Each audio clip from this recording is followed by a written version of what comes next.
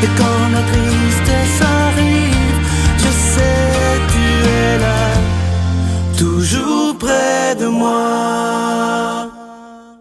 Bon mardi, j'espère que vous allez bien, qu'on se prépare à vivre la plus belle des journées aujourd'hui en ce beau mois de Marie, le mois de mai.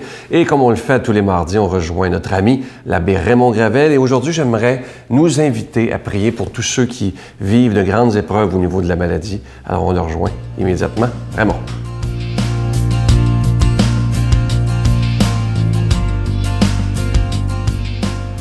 Bonjour.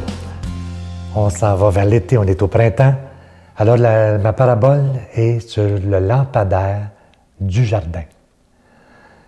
Devant ma maison, il y a un lampadaire au milieu du jardin.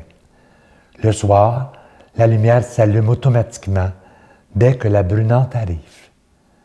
Il n'est pas rare non plus de voir, pendant l'été, des papillons qui passent la nuit à virevolter autour du lampadaire.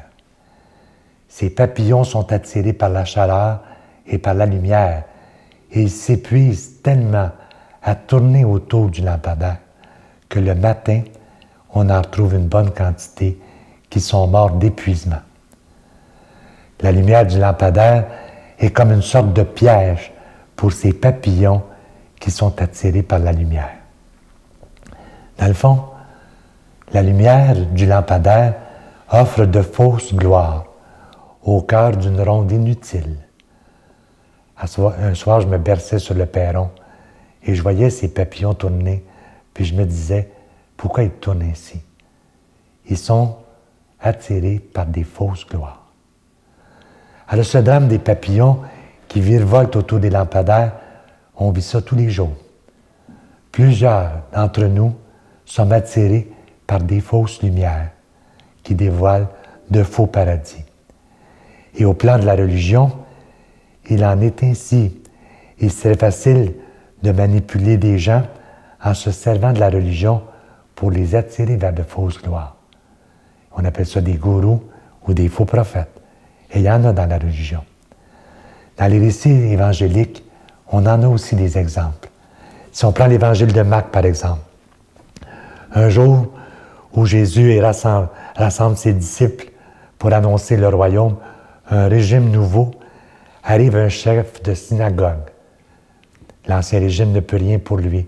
Il dit, « Maître, ma fille est en train de mourir.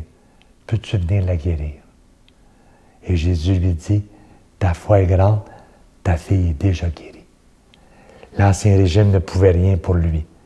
Mais le nouveau régime, le régime chrétien, pouvait tout pour lui. Redonner la vie à son enfant. Et chemin faisant, Saint Marc nous raconte qu'une femme qui était en perte de sang depuis 12 ans a touché la frange de son manteau et elle était guérie elle aussi. L'Ancien Régime ne pouvait rien faire pour elle, mais le régime chrétien pouvait lui redonner la vie et la santé. Nous sommes en régime chrétien, pouvons-nous donner la vie à ceux qui nous entourent.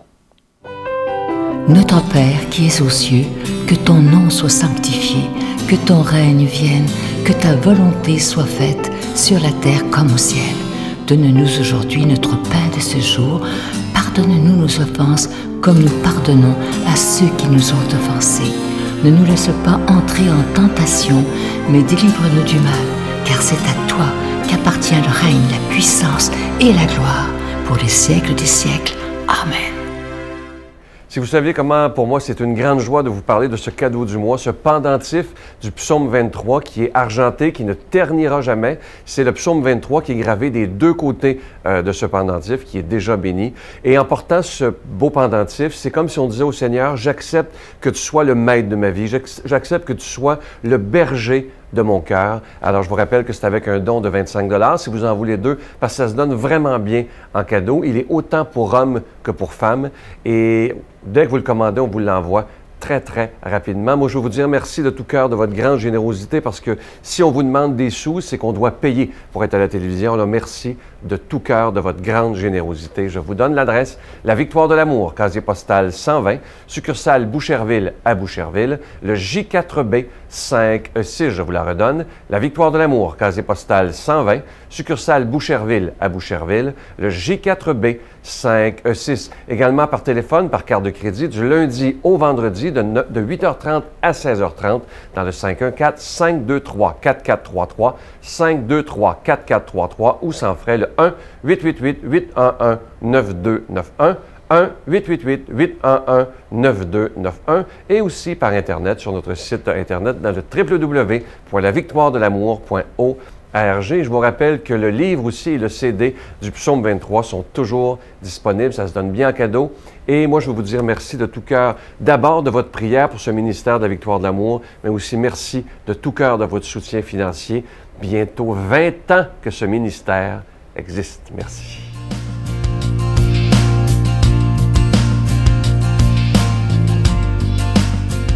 Mon Dieu, donnez-moi la sérénité d'accepter les choses que je ne peux changer, le courage de changer les choses que je peux et la sagesse d'en connaître la différence.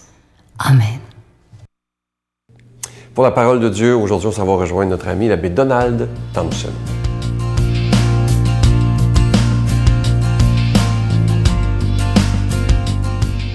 Bon matin de Dieu, déjà 4e semaine du temps pascal. Et l'Évangile qui nous est proposé à notre méditation comme parole de Dieu aujourd'hui, Saint Jean, chapitre 10, versets 22 à 30. On célébrait à Jérusalem l'anniversaire de la dédicace du temple. C'était l'hiver. Jésus allait et venait dans le temple sous la colonnade de Salomon. Les Juifs se groupèrent autour de lui et lui disaient « Combien de temps vas-tu nous laisser dans le doute? Si tu es le Messie, dis-le-nous ouvertement. » Jésus leur répondit « Je vous l'ai dit, et vous ne croyez pas. Les œuvres que je fais au nom de mon Père, voilà ce qui me rend témoignage. Mais vous ne croyez pas parce que vous n'êtes pas mes brebis. Mes brebis écoutent ma voix, moi je les connais et elles me suivent. Je leur donne la vie éternelle. Jamais elles ne périront, personne ne les arrachera de ma main. Mon Père qui me les a donnés est plus grand que tout et personne ne peut rien arracher de la main du Père. Le Père et moi, nous sommes un. Voyez-vous, encore ce matin, on médite souvent dans ce temps liturgique des textes, des extraits de l'Évangile de Saint Jean.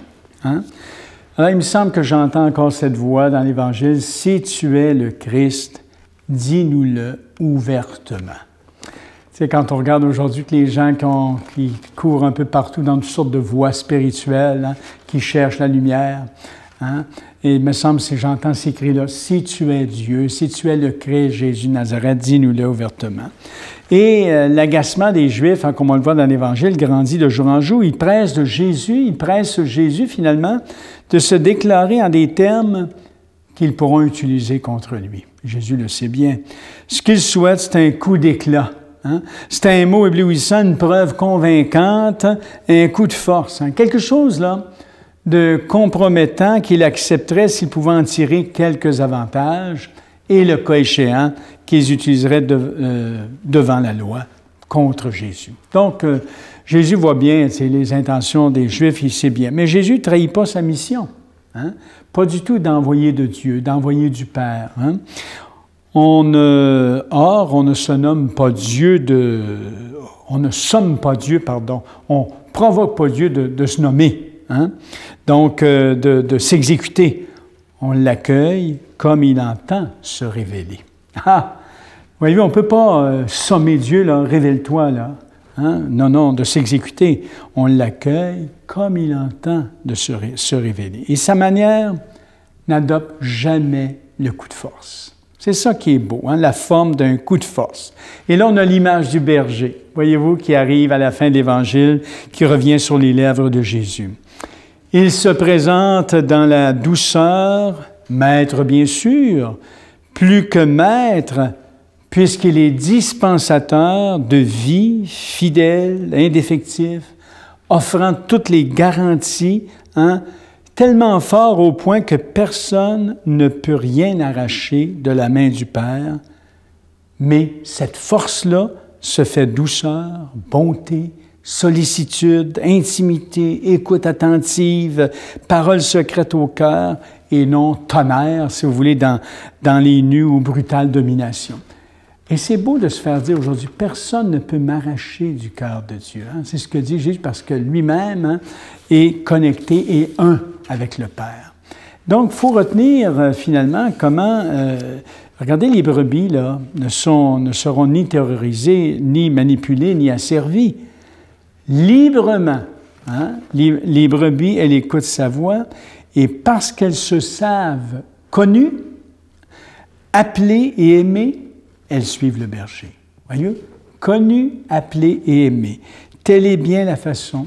J'aime bien l'image de Jésus. Hein? C'est la façon dont Dieu veut se révéler à nous, en user avec nous, je dirais, user avec nous non pas la force, mais non par faiblesse, mais c'est une suprême, c'est une excessive, comment je pourrais dire ça, une suprême puissance dans l'amour.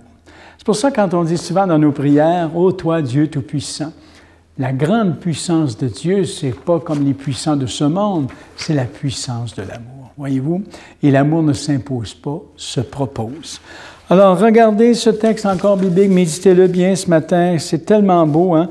Il parle des brebis, jamais elles ne périront, personne ne les arrachera de ma main, mon Père me les a donnés plus grands que tout, et personne ne peut rien arracher de la main du Père, le Père et moi, nous sommes un.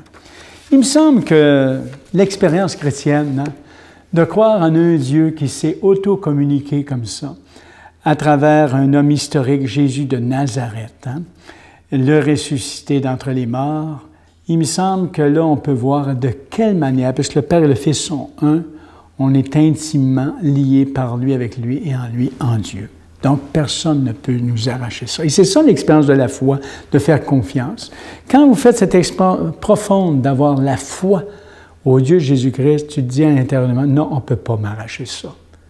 On ne peut pas m'arracher ça. Je me sens aimé, me sens uni, hein, par le Christ à Dieu. Ça, personne ne peut me l'arracher. Voyez-vous, c'est une conviction profonde et ça nous aide à vivre, à faire des bons choix.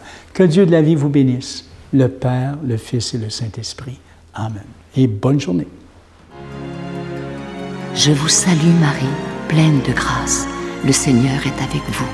Vous êtes bénie entre toutes les femmes, et Jésus, le fruit de vos entrailles, est béni. Sainte Marie, Mère de Dieu, priez pour nous pauvres pécheurs, maintenant et à l'heure de notre mort. Amen.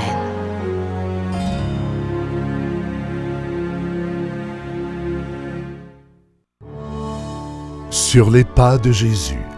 Dans le cadre des festivités du 20e anniversaire de la victoire de l'amour, nous vous invitons à un magnifique pèlerinage en Terre Sainte et Jordanie en compagnie de Sœur Angèle, l'abbé Donald Thompson et Sylvain Charon. Nous visiterons entre autres en Israël, Nazareth, le Mont des Béatitudes, Bethléem, Jérusalem, Masada et Qumran. Et en Jordanie, Pétra, Mont Nebo, la mer Morte et plusieurs autres, du 26 mai au 10 juin 2015. Pour informations et réservations, voyage intermission au 514-288-6077 ou sans frais au 1-800-465-3255. Je vous laisse aujourd'hui avec cette belle pensée qui dit ceci. Écoutez bien, c'est tellement cute. Le plus beau collier au monde, c'est les bras d'un enfant accroché au cou de sa maman. Ça, c'est tellement vrai. Et aujourd'hui, même si ce n'est pas la fête des mères, même si ce n'est pas la fête de notre mère, si on décidait de l'appeler tout simplement, sans aucune raison, juste pour lui dire « Maman, je pense à toi et je veux juste te dire que je t'aime. » Si vous saviez, quand on reçoit des beaux appels comme ça, quand il n'y a pas de raison, ça fait encore plus plaisir. Je vous souhaite une belle journée. À demain. Bye-bye. Mon cœur priait pour que un jour, si j'avais... D'ailleurs, lorsque j'ai confié mon enfant, j'ai fait une prière qui disait que j'ai demandé à Dieu si j'ai fait le bon geste, fait qu'un jour, elle va me retrouver. Et effectivement, il y a 10 ans, elle avait 26 ans, et elle m'a retrouvée. La Victoire de l'amour remercie de tout cœur les Résidences Soleil de leur accueil si chaleureux.